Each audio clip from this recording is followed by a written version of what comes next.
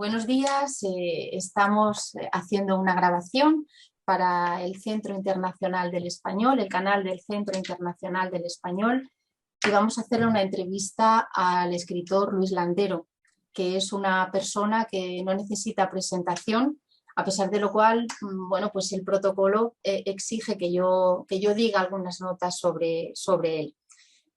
Luis Landero es un escritor que nos sorprendió a todos en el año 89 con la publicación de una obra que a mí me parece una obra singularísima, Juegos de la Edad Tardía.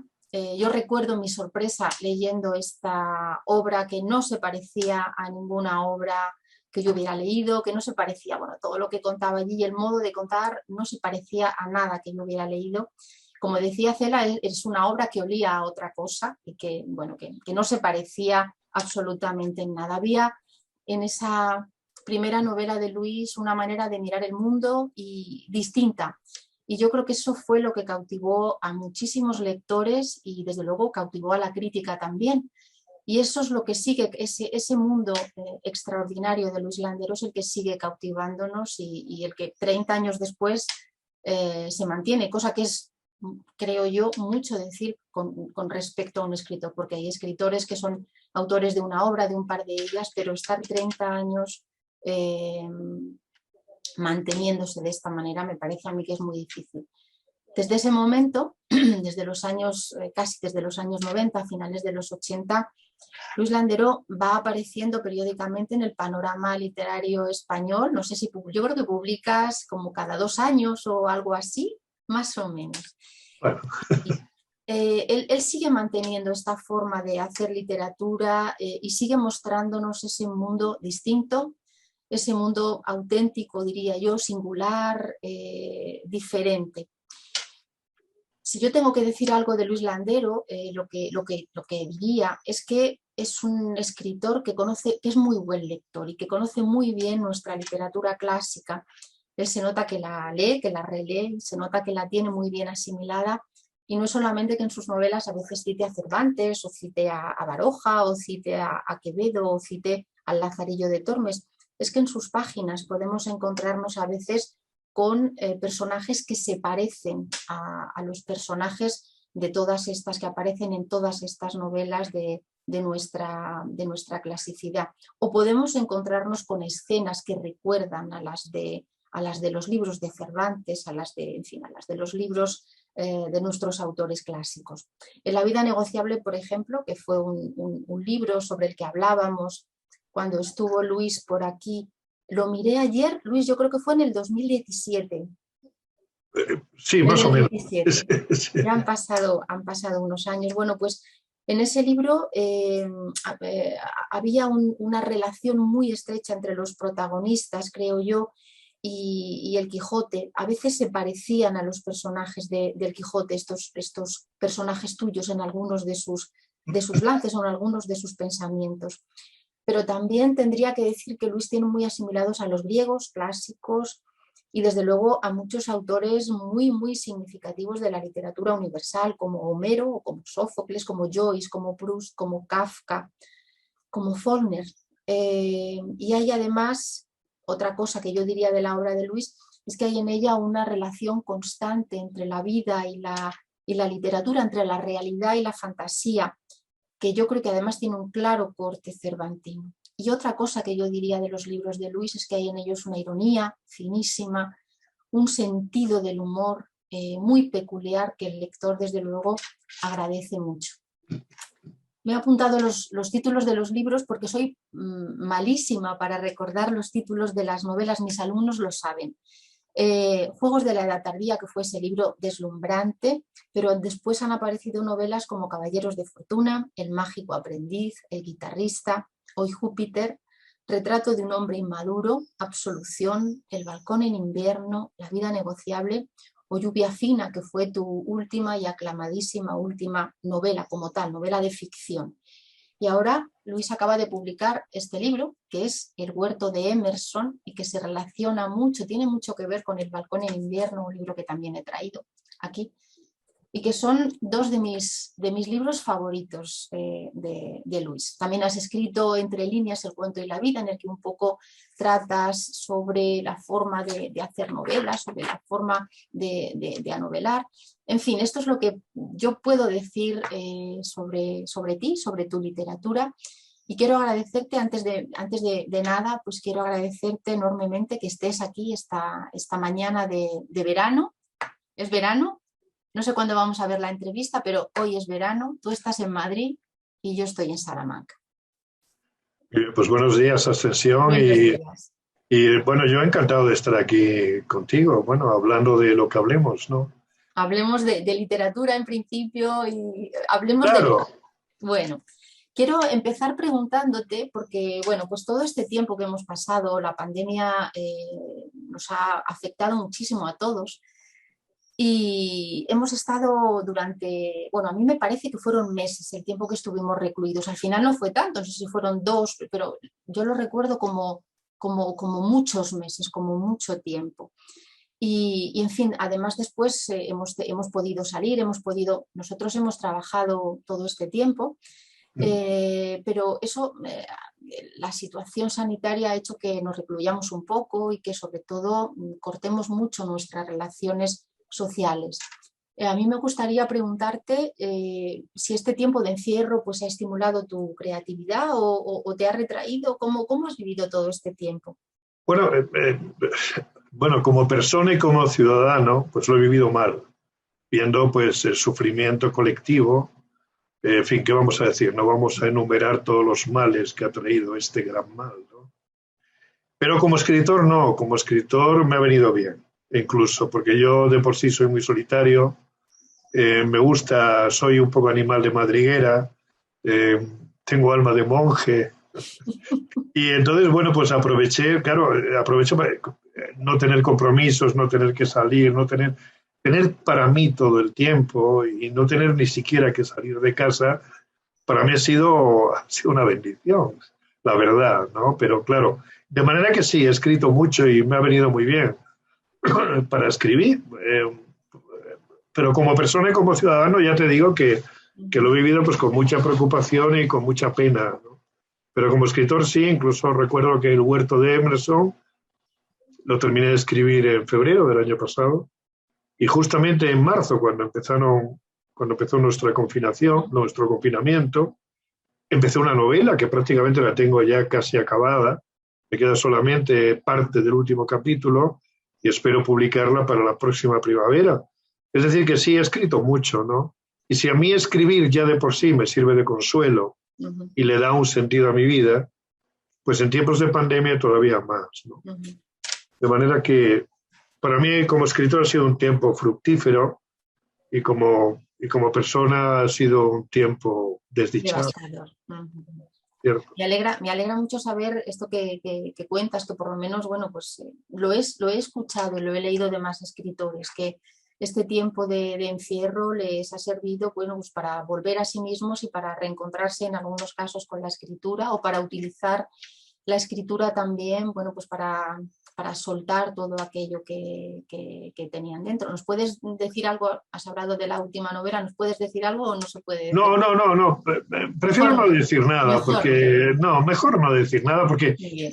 si digo algo vamos a tener que incurrir en trivialidades como No de decimos, qué va, cómo son argumentos. Nah, no mejor decimos nada, es que no merece la pena. no merece la Bueno, pena.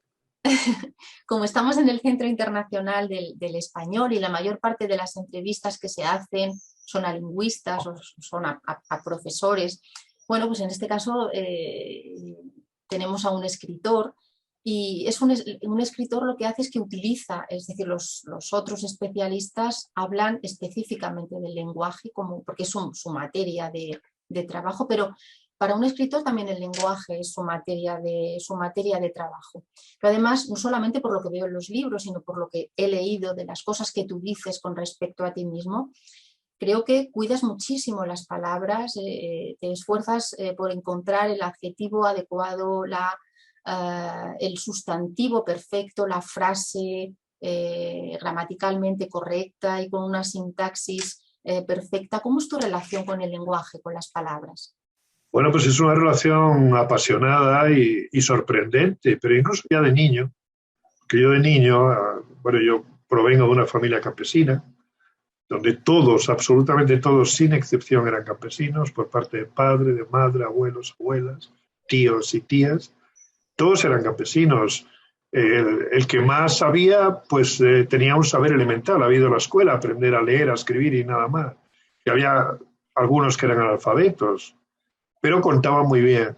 Y entonces la música oral hablaba muy bien, era el lenguaje popular, no el lenguaje vulgar, sino el lenguaje popular de la cultura campesina, porque ellos se esmeraban en hablar bien, que habían heredado de generaciones anteriores y que venía rebotando a través de los siglos. Lo que es el lenguaje popular en la más alta dignidad de ese término, ¿no? Y entonces esa música verbal fue mi primera relación con la literatura. Y siempre que escribo, sé que mi modelo retórico fundamental es la música de ese lenguaje oral, ¿no?, que yo escuché de niño. Y mi relación con las palabras, pues bueno, había palabras que eran mágicas, ¿no? Los cuentos que te contaban, había palabras, decía, ábrete sésamo, abracadabra, y ocurría una maravilla, ¿no? Y yo digo, vaya, hay palabras vulgares, las palabras de todos los días, y luego hay palabras poderosas que tienen un poder tremendo, ¿no?, dentro de la mentalidad infantil. Curiosamente, luego, cuando descubrí la poesía, ya con 14, 15 años, entonces uno de los hallazgos más importantes fue de pronto leer un poema, Volverán las oscuras golondrinas de tu balcón, A colgar. eso es, a colgar, y entonces me di cuenta de que las palabras de todos los días el poeta las hacía mágicas, las hacía poderosas, ¿no?, como las palabras de los cuentos. Y desde entonces mi relación con las palabras es algo sensual, casi es sensual, ¿no? Yo, por ejemplo, recuerdo cuando descubrí con 16 años en una cafetería que escuché la palabra taciturno, que yo no la conocía, y me quedé enamorado de esa palabra. Yo entonces escribía poemas ya, y desde entonces escribía poemas donde taciturno era la estrella invitada y las demás palabras eran las teloneras, ¿no? Y entonces escribí muchos versos, muchos poemas donde aparecía la palabra taciturno. De manera que mi relación con las palabras es apasionada y un poco mágica. Yo creo un poco como eso le ocurre, yo creo, a muchos escritores, ¿no? Yo uno más entre ellos, ¿no?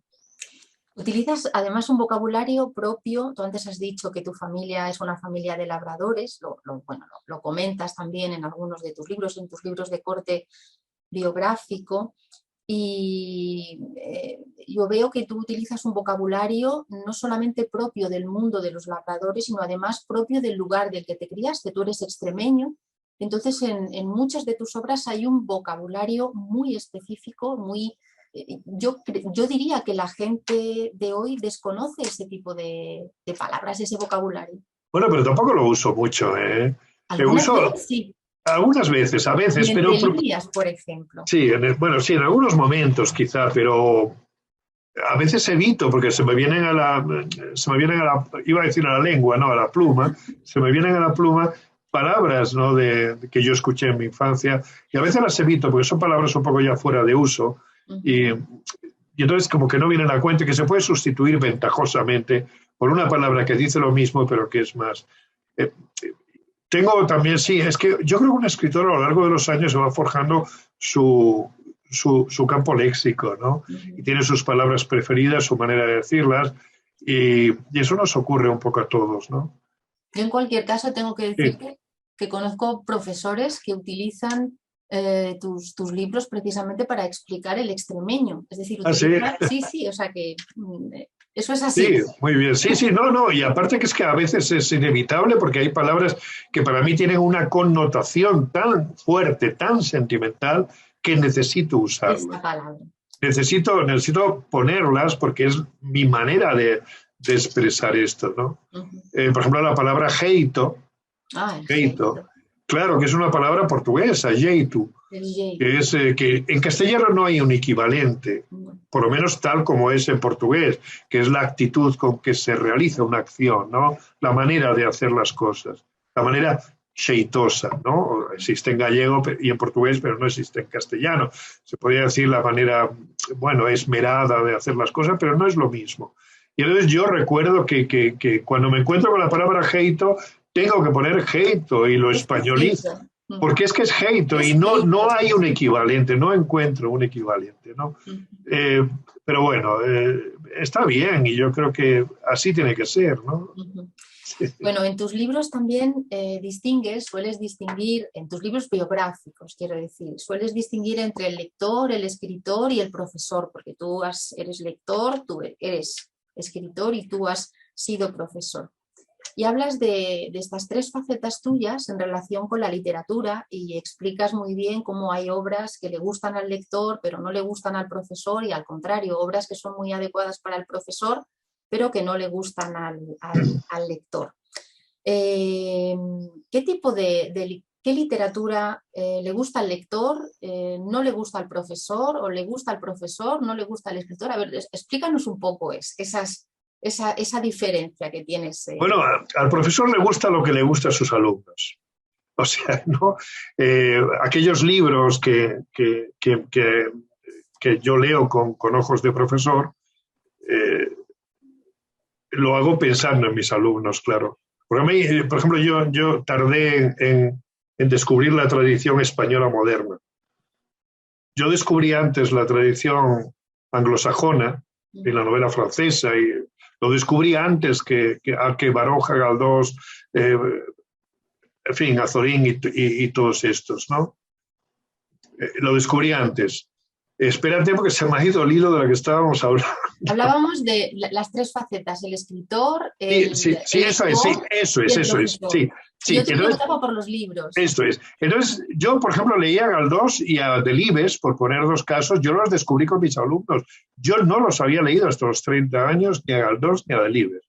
Porque en aquellos tiempos era casi herejía leer a Delibes y a Galdós. Había que leer, bueno, a Dickens, a Flaubert, vale, pero había que leer a Conrad, a Joyce, a Faulkner, a Virginia Woolf, a Thomas Mann. Había que leer a esos, ¿no? Entonces hubo un repudio en esa época.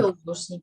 Lo hubo, claro. Sí. Y yo creo que de todos, salvo quizás se salvó Valle Inclán y algún otro, ¿no? Pero hubo un repudio.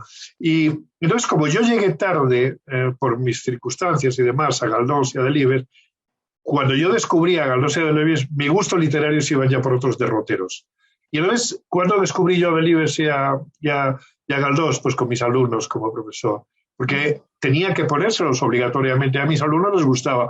Y entonces yo los leí y también me gustaron. Y mis alumnos me ayudaron a que me reconciliara con la tradición literaria moderna española, ¿no? Tus alumnos, déjame que te pregunte una cosa sobre tus alumnos. Me gustaría saber si tus alumnos sabían que eras escritor y si les hablabas de tus novelas en clase. Bueno, cuando estuve en instituto, en enseñanza media, no, porque todavía no había publicado nada. Pero luego en la escuela de arte dramático sí sabían que era escritor, pero no, yo no les hablaba de mis... No, además me negaba a hablarles de mis obras, no. No, me da pudor hablar de eso. Pero ellos no te preguntaban, no sacaban el tema. No, yo no les dejaba que me preguntasen, no. Lo que pasa es que yo sí les hablaba del oficio de escribir. Eso sí, pero no de mis obras. Yo les hablaba de mis inquietudes de escritor, que en realidad no les decía que eran mis inquietudes, sino que sencillamente era el escritor a veces el que se convertía en profesor. Porque a mí el ser escritor y el leer como escritor me ha ayudado mucho a ser mejor profesor. O por lo menos a ser un profesor que tenía algunas cosas distintas, interesantes que contar, ¿no? Pero no, de mis obras yo no hablaba y de hecho no me gusta hablar de mis obras. A mí mis libros me gustan mientras los escribo.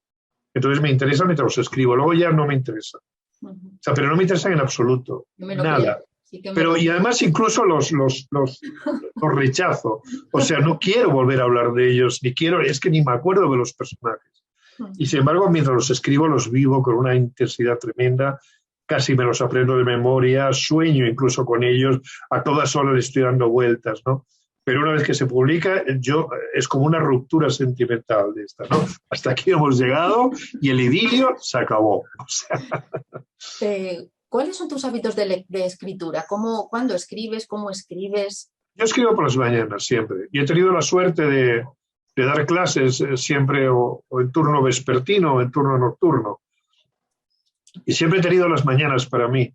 Y entonces mis mañanas son sagradas. Yo escribo todas las mañanas, salvo cuando tengo que hacer algo, en fin, salvo excepciones, ¿no?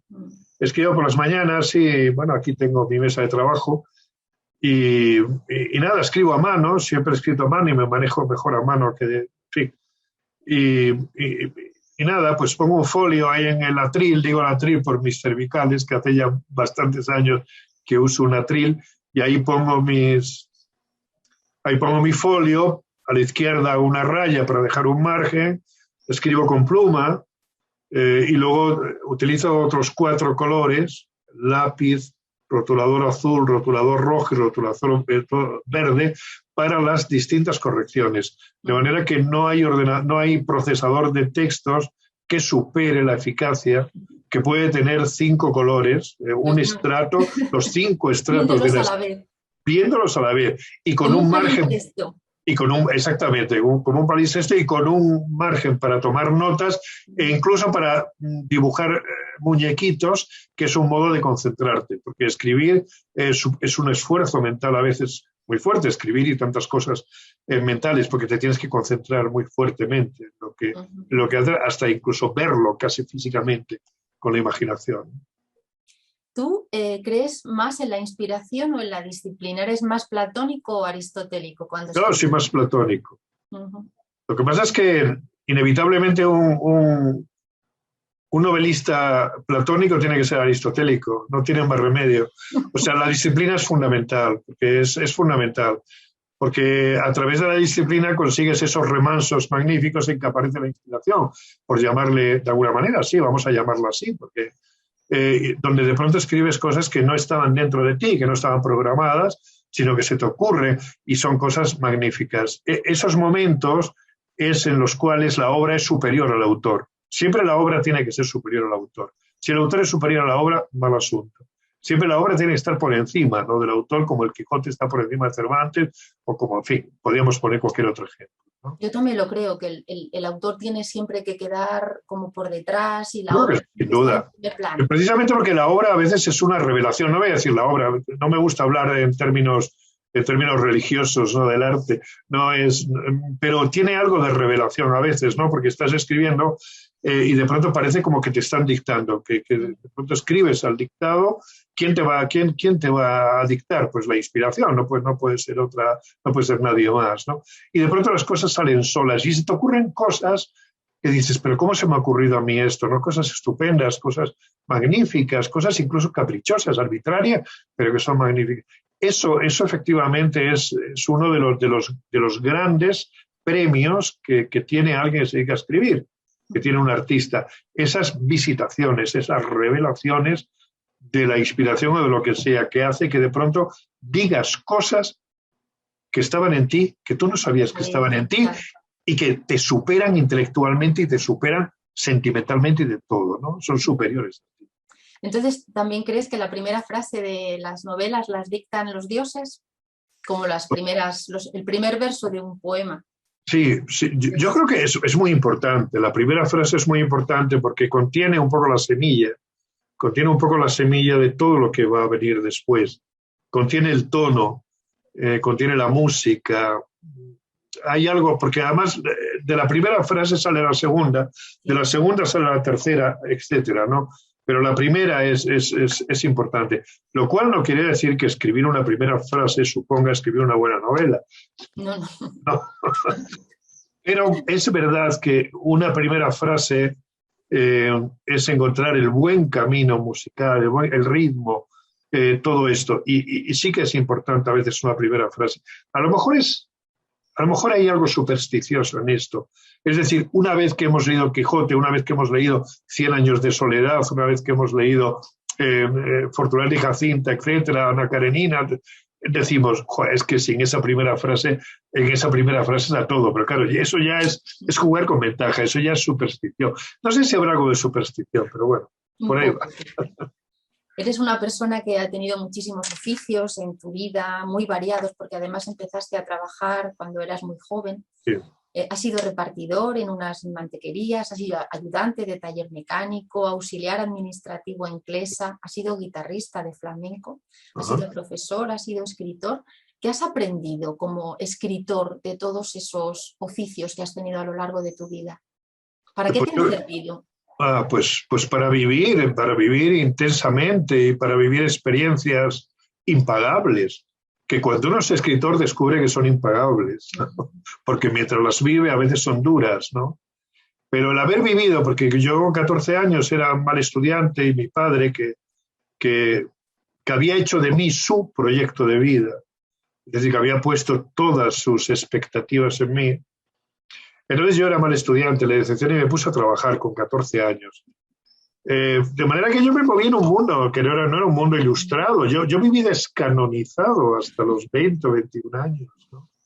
Y entonces yo leía cualquier tipo de cosas, ¿no? Pero el hecho de haber vivido la vida del barrio, una vida del barrio casi de golfillo de barrio, un poco lo que aparece a veces en Baroja y en Galdós a veces también, ¿no? Un poco en Dickens y todo eso lo viví yo. El haber trabajado en tantos sitios, haber conocido a jefes, todo eso, al cabo del tiempo me di cuenta de que ahí es un poco el escritor es como el chamarilero que va recogiendo todo y que todo le viene bien para su negocio, ¿no? Y entonces el haber vivido, primero, para mí es fundamental haber vivido la vida campesina. Y la vida campesina no de pueblo, sino de campo. Eso se nota mucho. Sí, la vida de campo a campo, el haber vivido dentro de una familia campesina, luego el ambiente rural, el ambiente del pueblo, el haber sido emigrante, el haber conocido, porque mi casa está llena de inmigrantes, de gente que vienen a trabajar aquí o que estaban unos días y luego se iban para Bilbao, Barcelona, Francia, Alemania, etcétera, ¿no?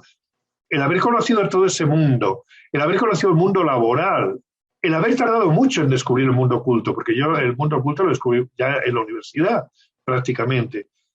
Todo eso creo que ha ido conformando mi mundo y mi manera de ver las cosas. Y mis experiencias, esas que luego uno, naturalmente, escribe. Esos que luego esas experiencias se convierten en demonios literarios, ¿no? Háblanos específicamente de tu etapa de guitarrista profesional, porque eso es una cosa que sorprende muchísimo.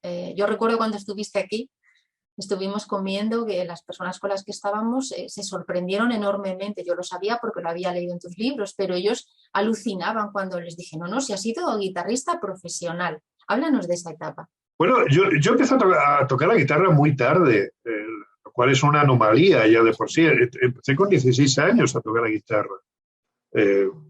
Sí, bueno, recién cumplido los 16 años. Mi padre murió cuando yo tenía 16 años y yo estuve un año trabajando en Clesa, en la central lechera de auxiliar administrativo, porque había que trabajar, había que llevar dinero a casa, ¿no? Y llevaba una vida muy, muy dura. Entonces me levantaba a las 6:30 de la mañana, me despertaba mi madre y a las 6:30 tenía que ir a trabajar, entraba a las 8, tenía que coger 2 autobuses para ir allí a la central lechera. Comíamos en la empresa, a las 6 salía de trabajar, me iba a las 7, entraba en una academia nocturna para seguir estudiando algunas asignaturas descabaladas del bachillerato. Llegaba a casa casi al filo de la medianoche. Era una vida muy dura, ¿no? Muy dura. Y en esos momentos llegó un primo mío, mi primo Paco, que aparece en algunos de mis libros, ¿no? Llegó mi primo Paco, que venía a ser torero a Madrid, pero bueno, tenía mucho arte, pero no tanto valor, ¿no? Y entonces tocaba algo la guitarra, y entonces se novió con mi hermana, y entonces cambió de torero a guitarrista. Decidió ser guitarrista. Y entonces a mí, claro, yo de pronto se me abrió el mundo de la guitarra como a Dédalo y a Ícaro las alas para escapar del laberinto laboral en el que estaba metido. Y claro, entre ser auxiliar administrativo en Clesa y ser guitarrista no había color, ¿no? Exactamente, poder volar. Y de pronto yo me metí, empecé a tocar la guitarra, pero era para escapar al sórdido mundo laboral en el que yo me movía entonces. Y con la complicidad de mi madre, que era, bueno, en fin, una mujer maravillosa, tocando algo así como 28 horas diarias, es que no dormíamos casi tocando la guitarra con una sordina, ¿no? Pues en 2 años más o menos me convertí en guitarrista profesional. Eran los tiempos del turismo, en los tiempos en que había mucho trabajo, como el flamenco tenía mucho trabajo. Y entonces empecé a tocar la guitarra y sí, llegué a ser un buen guitarrista, ¿eh? Porque además tenía cualidades para tocar la guitarra. Pero bien, es verdad que empecé. Entonces me dediqué a la guitarra aproximadamente los 18, 19, 20, 21 años casi. Unos 4 años me dediqué, bueno, me gané la vida con la guitarra, pero mi verdadera vocación era la literatura, ¿eh? Yo hice lo de la guitarra para no tener que ir a Clesa a trabajar, para no levantarme a las 6:30, para no tener que coger autobuses, para no tener que soportar a los jefes, para huir del mundo laboral este, ¿no? Pues es un motivo... Magnífico, bueno, ¿verdad? Magnífico. Sí, sí, no, yo creo que sí, yo creo que es humano. Sí, sí. Bueno, ¿cómo son para ti las relaciones entre la literatura y la vida? Es decir, cuando escribes, ¿qué relación tienes con la realidad? Algunas novelas, en algunos pasajes, tienen un claro corte biográfico, otras menos o está más escondido. ¿Qué relación tienes cuando escribes con lo efectivamente sucedido, con lo que ha pasado? ¿Cómo mezclas la invención con la vida? No lo sé, porque eso es una alquimia cuya receta no conoce nadie, ¿no? Pero es verdad que en mi caso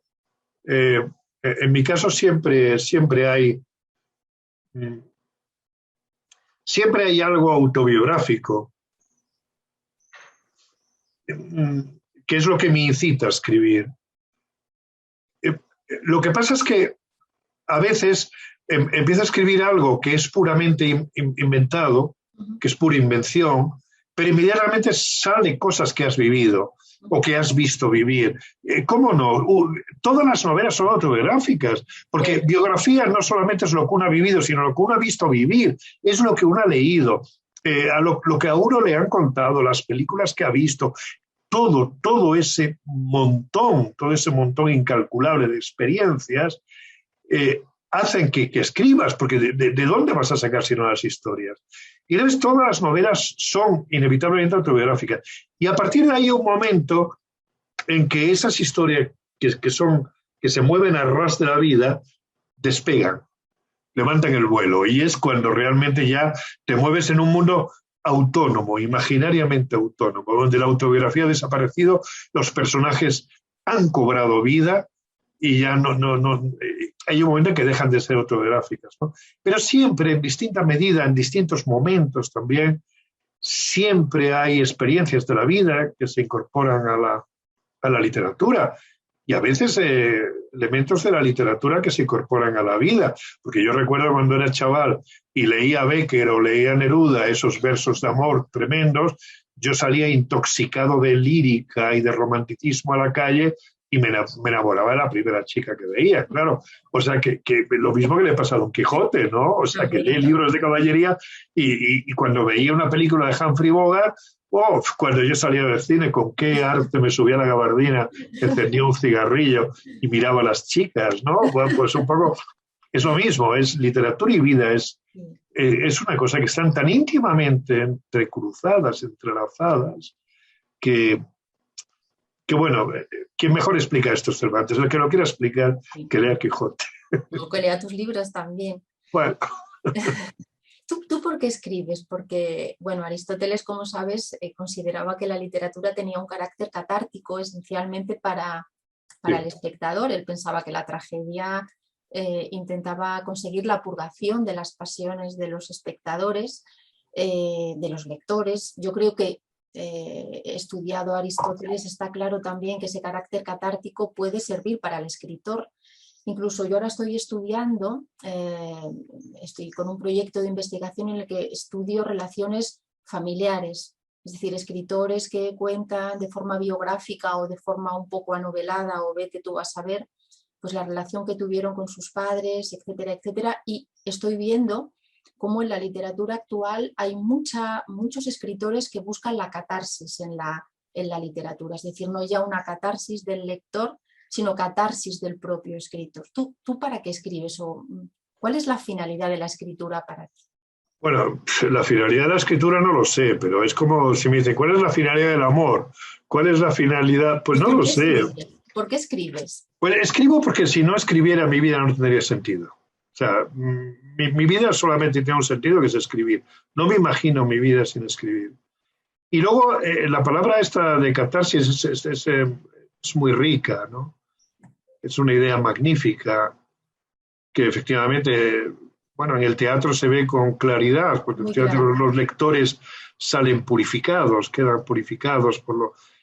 Pero es que también el escritor, efectivamente, yo creo que también le ocurre lo mismo, porque tiene sus demonios particulares, sus pasiones particulares, y también ajusta cuenta con ellas, con esas pasiones, ¿no? De manera que es verdad que tiene algo catártico. Por ejemplo, la relación con mi padre, por ejemplo, mi padre es uno Temas. de mis demonios Sí, y está claro. el demonio mayor Está claro. por lo que escribo, pero también otras cosas, que en fin, unos cuantos demonios, no muchos, son los poquitos, porque estamos trabajando muchos. Y efectivamente es lo que a mí me mueve a escribir. Me mueve a escribir ese bulle, ese bullicio interior que hay dentro de uno, eso que se llama mundo interior de uno. Porque lo más importante para un escritor es tener un mundo interior. Y luego eso darle forma verbal, claro, o musical, o pictórica, esto es aparte. Pero efectivamente yo estoy muy de acuerdo en que hay una cosa catártica, pero no porque uno escriba autobiografía, no porque uno escriba libros de memorias, no, no, no, es catártica de por sí, porque uno de algún modo purifica sus pasiones, ¿no?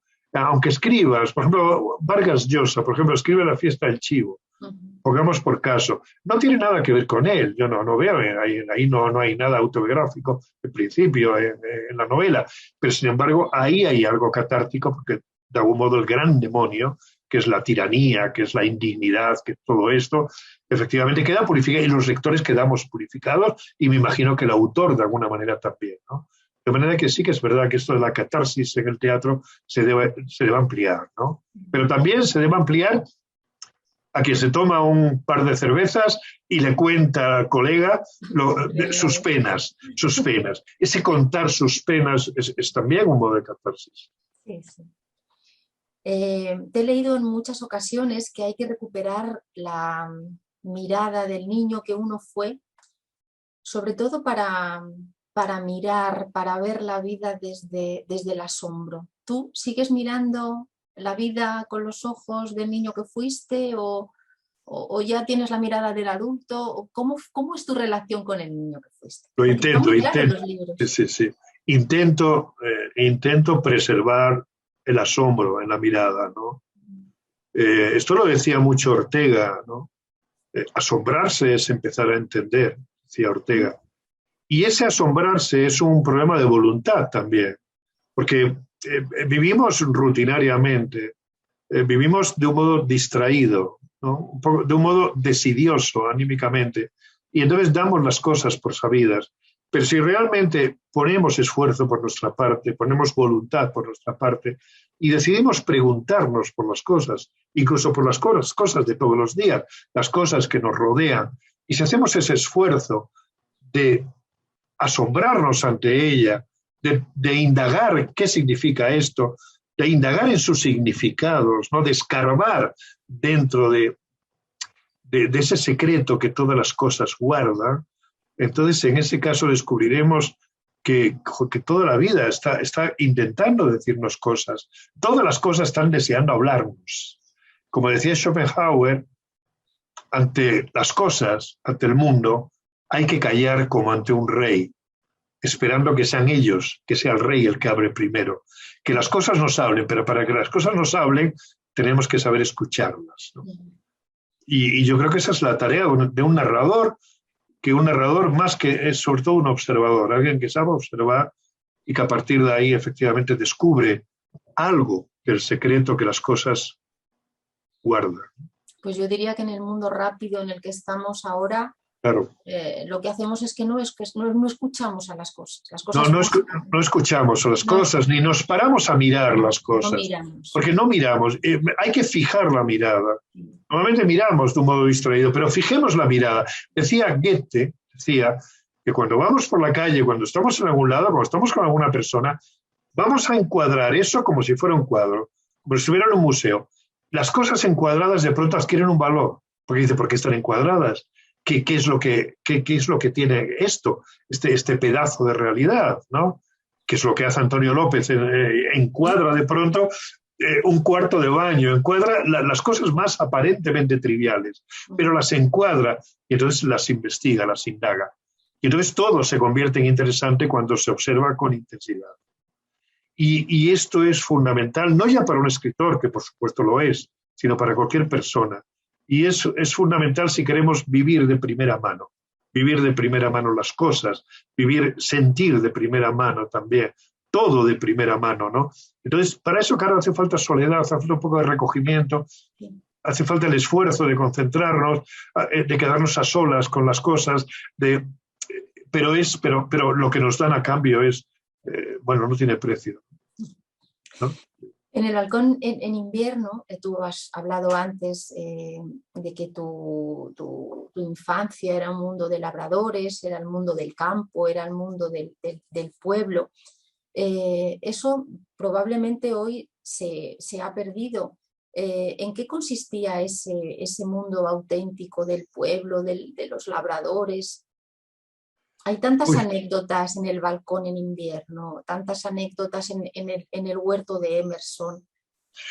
Bueno, es que realmente vivíamos como se vivía en el siglo XIX. Incluso yo hablando con algunos escritores que han vivido experiencias similares a la mía, como por ejemplo Luis Mateo, Merino, Muñoz Molina, que hemos vivido experiencias parecidas. A veces me dicen, ¿qué siglo XIX? La Edad Media, vivíamos en la Edad Media, ¿no? Y es que es verdad que vivíamos un poco como la Edad Media. No había agua corriente, por ejemplo, yo no conocía el agua corriente, no conocía la luz eléctrica, nos alumbrábamos con candil, vivíamos como en tiempos antiguos. Coches no había 2 o 3 coches de alquiler en todo el pueblo, pero en el campo no había nada. En mi familia nadie tuvo coche, ni moto, ni bicicleta, no, era todo caballerías. De manera que vivíamos como se ha vivido toda la vida. Y luego, naturalmente, contándose, el ocio te lo tienes que gestionar tú. Naturalmente se contaban cosas, se hablaba. Eran experiencias extraordinarias, sobre todo vistas además desde los ojos de un niño.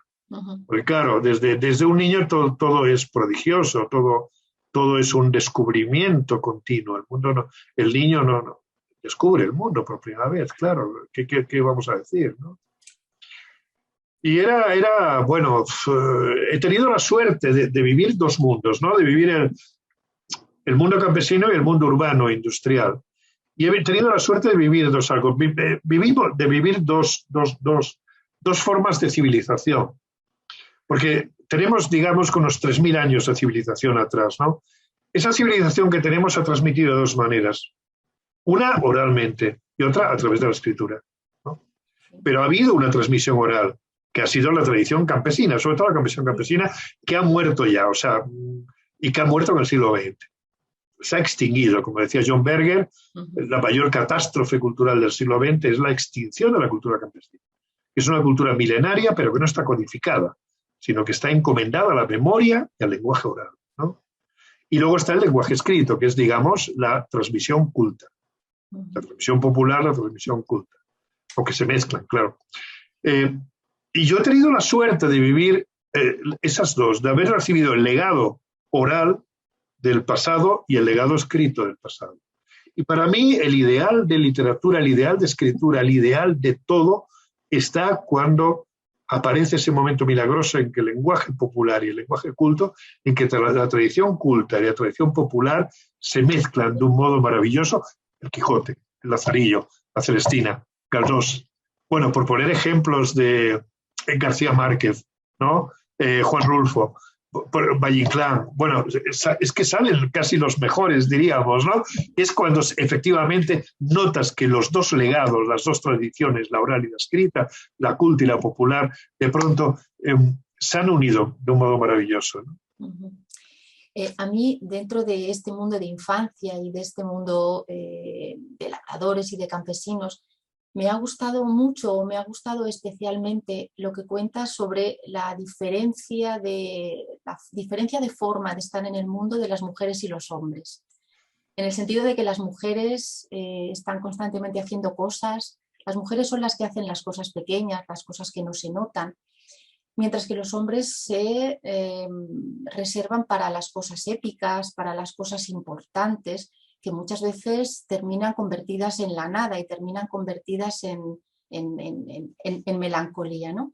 Y me ha gustado mucho, o me gusta mucho ver cómo dibujas unas mujeres con una fuerza enorme, unas mujeres que conocen muy bien su lugar en el mundo y aceptan muy bien ese lugar que tienen en el mundo, que no se parece seguramente al mundo en el que estamos las mujeres de ahora, ¿no?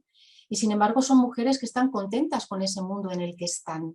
Y eso me sorprende enormemente. Estas mujeres, tu madre, tu abuela, tus tías, que se ve que tienes un mundo familiar muy, muy rico. Y Claro, claro, claro. No, efectivamente es así, pero eran otros tiempos. Y era el mundo campesino. Sí. Eran otros tiempos.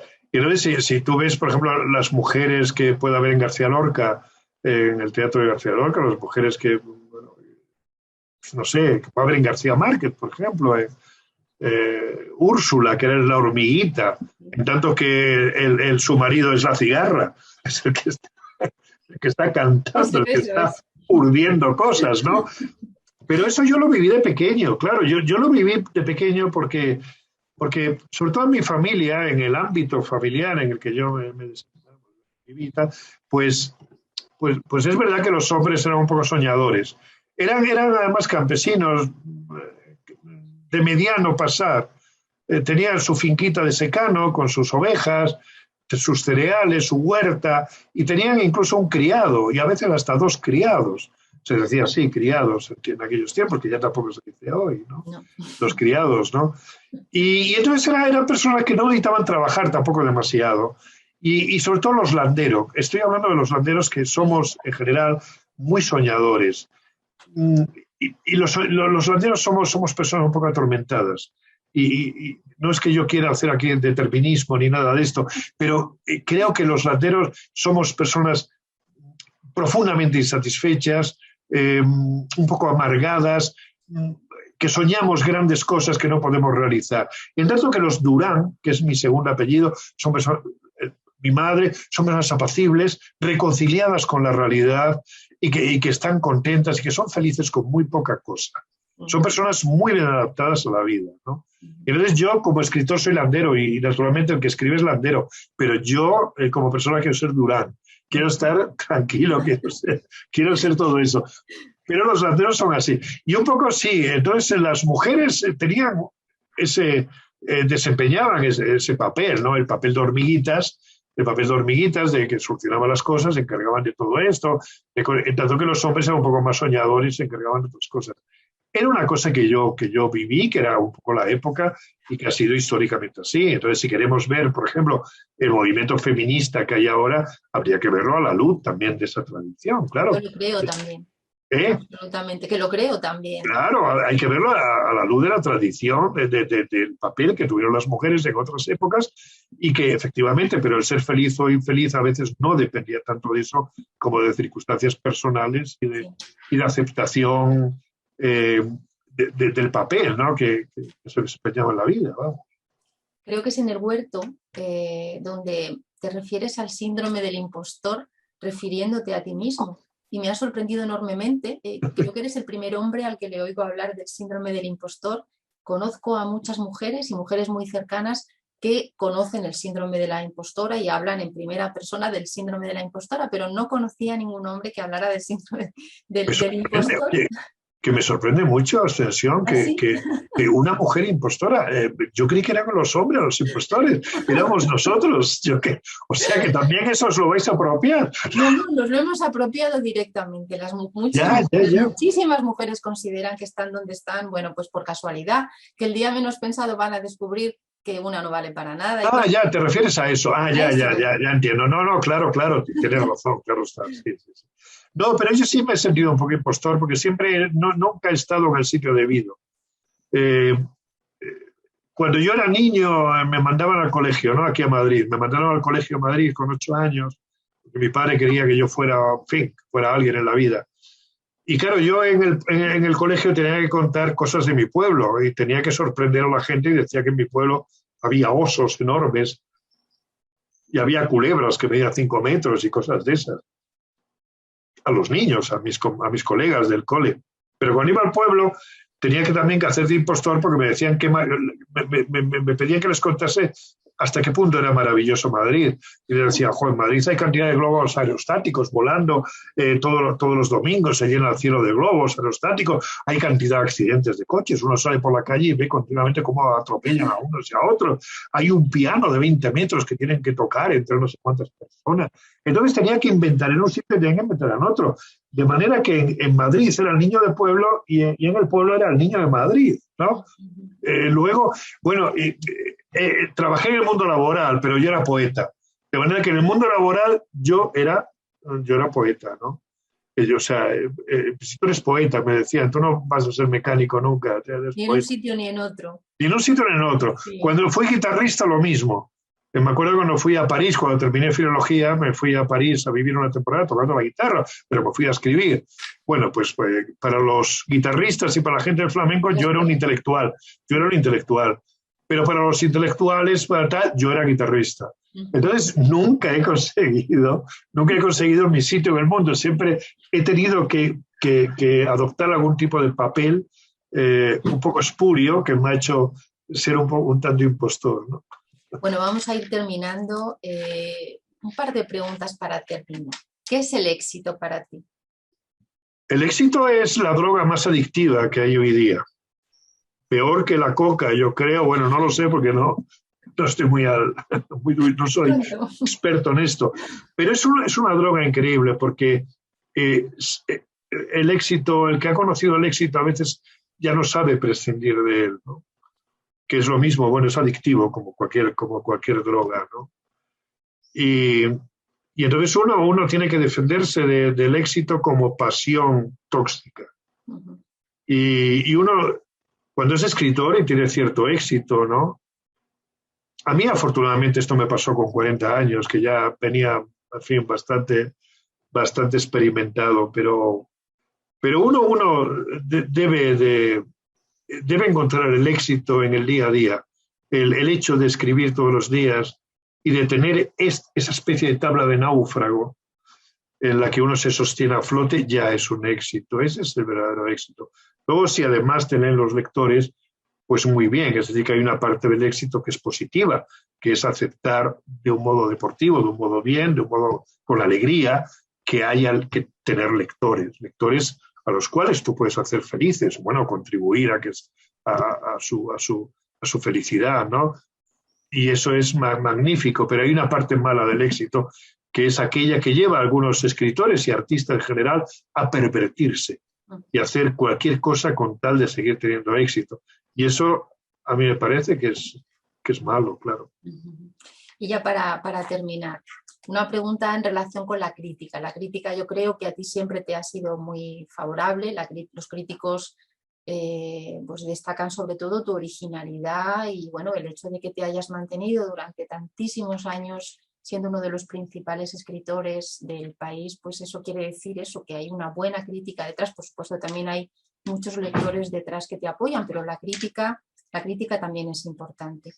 ¿Tú qué opinas de la crítica? ¿De la crítica en general? ¿De la crítica? ¿Lees las críticas? ¿Te sirven para algo las críticas? No, servir la verdad es que no sirven para gran cosa, pero vamos, quiero decir que al fin y al cabo no va a escribir lo que va a escribir. La crítica no te va a orientar, hay otras maneras de orientarse. La crítica lo que hace es un poco juzgar, valorar lo que has hecho. Yo soy muy inseguro de por sí, afortunadamente diría, porque de mi inseguridad viene mi fuerza, ¿no? Y a veces una mala crítica, o sea, a mí, por ejemplo, me hacen 10 críticas de un libro y 9 son buenas y una es regular. Bueno, pues en mi ánimo pesa más, vale más la regular que las otras, ¿no? Porque digo, este es el que ha conseguido ver al impostor que hay en mí. Este es el que ha conseguido ver que efectivamente yo como escritor soy un impostor, ¿no? Pero eso me viene de mi seguridad, pero eso se me cura pronto y enseguida, porque realmente si uno quiere ser fuerte, tiene que defenderse no ya de las malas críticas, sino también de las buenas críticas. es bueno relativizar todo esto. Es bueno relativizarlo y tal. Yo con el tiempo pues lo voy consiguiendo y al final pues me he resignado a escribir lo que escribo y bueno, pues sí, si me hacen críticas buenas, pues qué bien, me pongo muy contento, claro. Y si me hacen malas críticas, pues me cabreo, sí. Bueno, pues lo vamos a dejar ahí con las buenas críticas. De 10 críticas, 9 son muy buenas y una es, en fin, lo vamos a dejar aquí. Luis, ha sido un placer tenerte en el Centro Internacional del Español. Para mí ha sido un placer enorme que hayas aceptado y hablar contigo. Y para mí también, yo hubiera seguido hablando contigo, extensión, todo el tiempo que hiciera falta. Bueno, pues el tiempo se termina y lo vamos a dejar aquí. Muchísimas gracias por tu tiempo, por estar con nosotros y un abrazo enorme, enorme, enorme. Desde pues gracias a ti y un abrazo muy grande y muchos besos.